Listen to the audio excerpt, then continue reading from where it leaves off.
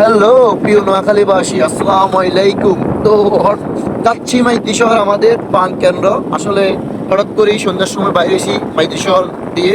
তো মূলত বাইরে হওয়ার পর দেখতেছি মোটামুটি আকাশের খুবই ভিউটা খুবই সৌন্দর্য এবং কি খুবই ভালো লাগতেছে। তো ভাবলাম যে আপনার সাথে শেয়ার করি ভিডিওটা।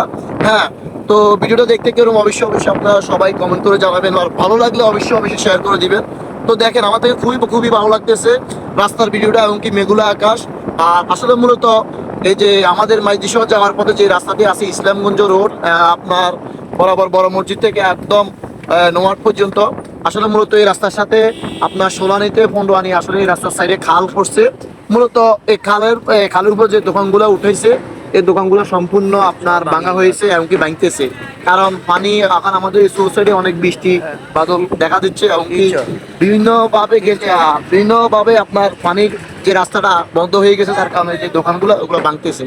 এখন এগুলা ভাঙার কাজ চলতেছে, আপনাদেরকে দেখাইতেছি যে দেখেন, কিন্তু প্রচুর দোকান ভাঙা গেছে। তো আসলে মূলত ভিডিওটি কেমন হয়েছে অবশ্যই অবশ্যই আপনারা বলবেন কমেন্ট করে।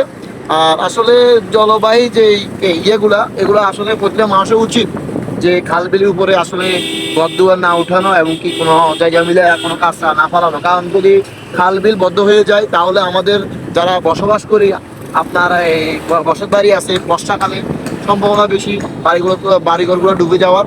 কারণ পানি যদি না যেতে পারে তাহলে তো আমাদের সোর্সটা ডুবে যেতে পারে। কারণ পানির লাইন যদি ক্লিয়ার না থাকে অবশ্যই আমাদের বসবাসকারী যারা আছে তাদের ক্ষতিপূর্ণ হতে পারে, তাদের ক্ষতি হইতে পারে।